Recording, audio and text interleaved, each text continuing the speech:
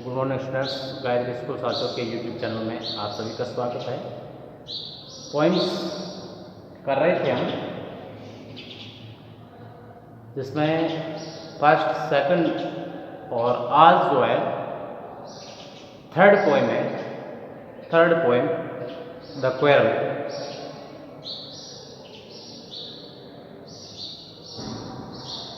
झगड़ा, QUARREL, quarrel. आपने देखा होगा अपने घर में ही भाई बहनों में झगड़ा होना आम बात होती है, और कभी कभी स्थिति ये होती है कि वे किस लिए झगड़ रहे हैं, लड़ाई किस लिए हुई, ये भी उनको जो है वो मालूम नहीं होता है कि वे क्यों लड़े थे। पर ऐसे झगड़े चलते कितनी देर तक है, वे कैसे खत्म होता है, इसके लिए इस कविता को हम पढ़ेंगे। पहले इसके डिफ़िकल्ट वर्ड्स और उसके बाद में इस कविता को, तो पहले स्पेलिंग्स देखें इसकी।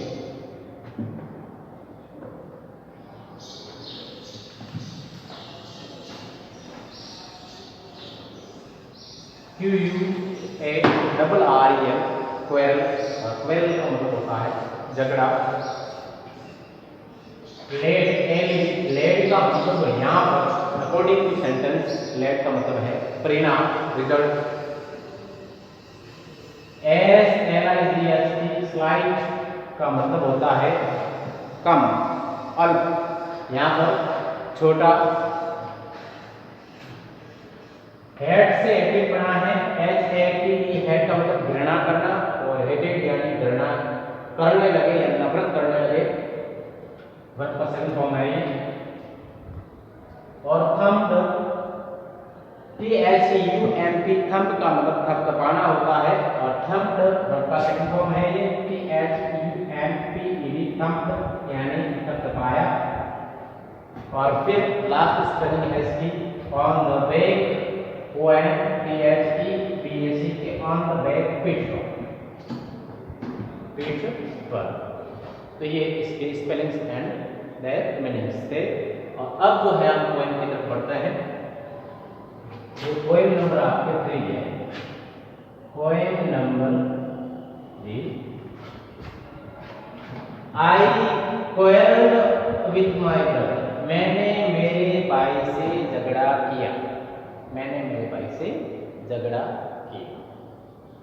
आई डोंट नो व्हाई, मैं नहीं जानता किस लिए।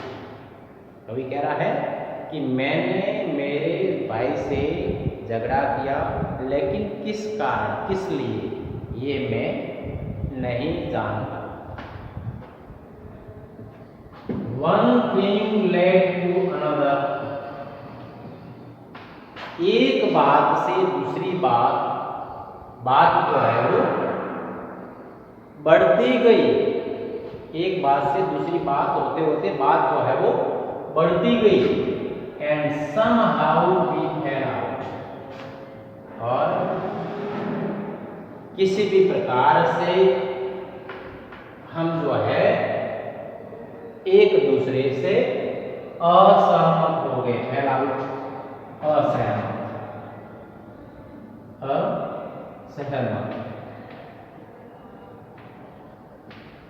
असहमत हो गए। द स्टार्ट का मतलब प्रारंभ। The start of it was slight, इस झगड़े का प्रारंभ जो था वो बहुत छोटा था। द एंड, और अंत इस झगड़े का जो था वो बहुत बड़ा था। अंत इसका बड़ा था। He said he was right, उसका भाई जो ये कभी कह रहा है कि मेरा भाई कह रहा था कि वो जो है वो राइट है, वो सही था। I knew he was wrong, और मैं जानता था कि वो जो है वो गलत था। We hated one another, hated यानी नफरत की, वन अनदर यानी एक दूसरे से, हमने एक दूसरे से नफरत की। द आफ्टरनून टर्निंग ब्लैक, और वह दोपहर जो है वो हमारे लिए काली रात के जैसे हो गई, रात के जैसे काली हो गई। Then suddenly, तभी अचानक, माई ब्रदर मेरे भाई ने थपथपाई मी ऑन द बैक, तभी अचानक मेरे भाई ने मेरी पीठ जो है थपथपाई। एंड से, और कहा, ओ कम लो, अरे आओ, we can't go on all night, हम सारी रात इस प्रकार से नहीं रह सकते। I was in the wrong, मैं गलत था, so he was in the right, इसलिए वह सही था।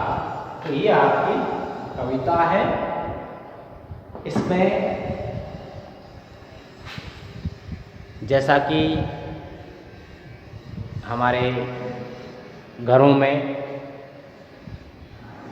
हम देखते हैं कि बच्चे जो है वो भाई बहन जो है वो बात बात पर जो है वो ज़रा सी बात पर झगड़ पड़ते हैं और उससे मामला बढ़ जाता है।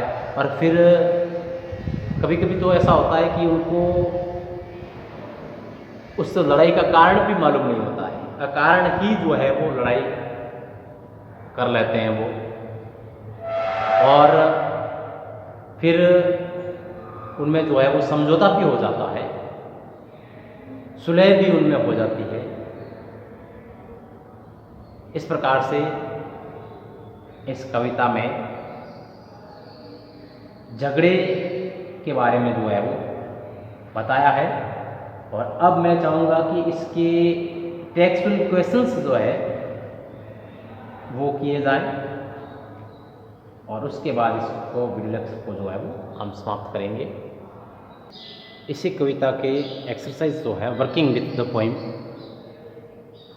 जो आपने कविता में पढ़ा उसके अनुसार आपको जो है वो इनके उत्तर देने का प्रयास करना है।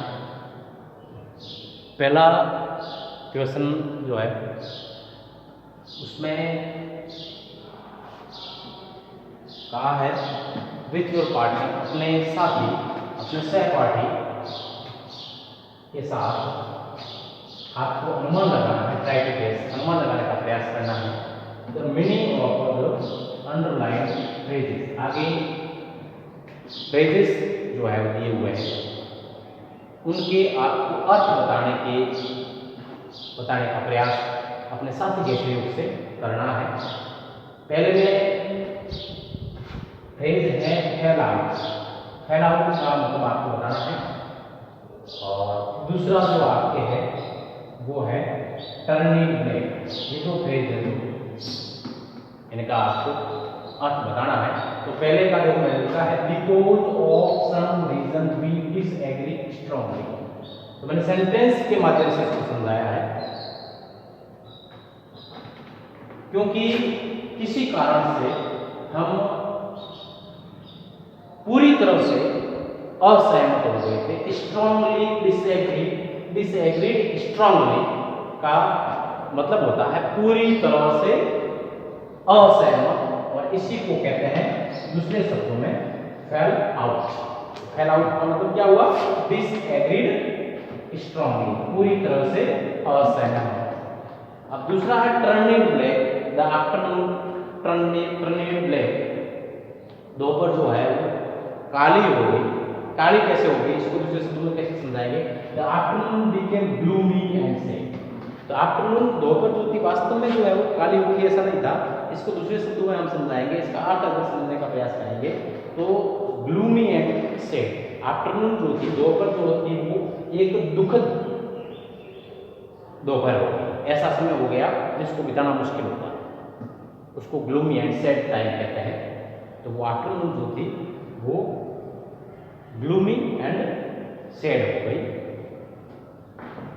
फिर उसके बाद में आपको read these lines from the poem, कविता में से कुछ लाइनें दी हैं और आपको इनका अर्थ जो है वो आपको आसान तरीके से जो है वो सरल शब्दों में जो है वो समझाने का प्रयास करना है। पहली जो लाइन है one thing led to another, स्पष्ट लिखा है उस कविता में। दूसरी लाइन है the start of it was light, the end of it was strong, the afternoon turning black, thumped on me on the back. ये लाइनें जो है वो आपकी कविता में दी हुई है, आपको एक एक का जो है और स्पष्ट करना है। तो मैंने यहाँ पर लिखा है, वैसे आपको अपने साथी के साथ जो है वो उनको समझाने का प्रयास करना है। मैंने यहाँ पर बताया है, समझाया है, तो देखो द पहली लाइन जो है one thing led to another का अर्थ जो है the query begin from one issue, बात किसी एक मसले पर जो है वो प्रारंभ हुई, and went on to other matters, और दूसरे मामलों की तरफ जो है वो बढ़ती गई। एक बात जो है किसी एक मामले से प्रारंभ हुई और दूसरे मामले तक वो पहुंच गई, और ये अर्थ है one thing led to another, बात एक बात से दूसरी बात की ओर बढ़ती गई। ठीक है, सेकंड जो है इसका अर्थ है, सेकंड क्या है, the start of it was light, इसका प्रारंभ जो था वो बहुत छोटा था। The quarrel began over minor matter, इसको अगर कहेंगे तो इस झगड़े का प्रारंभ जो था वो बहुत मामूली थी, जरा सी बात थी, कोई बड़ी बात नहीं थी, झगड़े का कारण जरा सी बात थी। और तीसरा है the end of it was strong, और इस झगड़े का अंत जो था वो बहुत मजबूत था। तो इसको समझाएंगे the result of the disagreement was much more greater in its effect, इस का परिणाम जो है, इस असहमति का परिणाम जो है इसके अंत से, इसके प्रारंभ से ज्यादा मजबूत था, ज्यादा प्रभावशाली, इसने इसके अंत ने ज्यादा प्रभावित किया। फिर चौथा जो पूछा है आपको, उसमें पूछा है आफ्टरनून टर्निंग ब्लैक, दोपहर जो है वो रात के समान काली हो गई। तो इसका आपको समझाना है the quarrel grew and changed sunny afternoon into a green and unpleasant duration, झगड़ा जब बढ़ा तो इसने एक धूप वाली, तेज धूप वाली दोपहर को भी एक असुहावने और दुखी समय में जो है वो बदल दिया। फिर है thumped me on the back, इसका मतलब होगा पेटेड मी अफेक्शनेटली ऑन माय बैक, मेरी पीठ पर स्नेह से थपथपाया। तो ये जो है उनके अर्थ तो आपको करना है। इसके बाद एक आपको जो तीसरा प्रश्न जो है मैंने बताया है वो आपको खुद करना है और वो आपके अनुभवों के आधार पर करना है। प्रश्न क्या है, डिस्क्राइब ए रिसेंट वर्ड, एक किसी हाल ही के झगड़े को बताना है। That you have had with your brother sister और फ्रेंड, अभी हाल ही का एक झगड़ा बताना है जो आपका आपके भाई के साथ, आपकी बहन के साथ या आपके किसी मित्र के साथ हुआ। अभी हाल ही में अगर आपका आपके भाई के साथ, आपकी बहन के साथ या आपके किसी मित्र के साथ कोई झगड़ा हुआ हो तो उसको आपको बताना है, उसका वर्णन आपको करना है। और उसको बताना है हाउ डिड इट स्टार्ट, ये झगड़ा प्रारंभ कैसे हुआ, क्या बात हुई कि झगड़ा प्रारंभ हो गया। What did you quarrel about, और किस बारे में आप झगड़े, ठीक है। और हाउ डिड इट एंड, और इस झगड़े का अंत जो है वो कैसे हुआ। तो ये आपको खुद को जो है वो करना है अपने आधार पर, आपके अनुभवों के आधार पर, आप के परिवार में आपके किसी के साथ आपका जो है झगड़ा वगैरह हुआ हो तो उसको जो है आपको अपने शब्दों में बताने का प्रयास करना है। इसका स्क्रीनशॉट ले लें और बढ़िया तरीके से अपने नोटबुक में इसको करें। इसके डिफ़िकल्ट वर्ड्स बहुत कम हैं, इनको लर्न कर लें। इसका ट्रांसलेशन आप सीखने का प्रयास करें और इन एक्सरसाइज को जो 2-3 प्रश्न हैं इनको आप अपने कॉपी नोटबुक में बढ़िया राइटिंग में जो है वो करें। और इसी के साथ ही अपना आज का ये वीडियो लेक्चर जो है मैं समाप्त करता हूँ। कल हम जो है वो 4th पॉइंट जो है वो पढ़ेंगे। Thank you.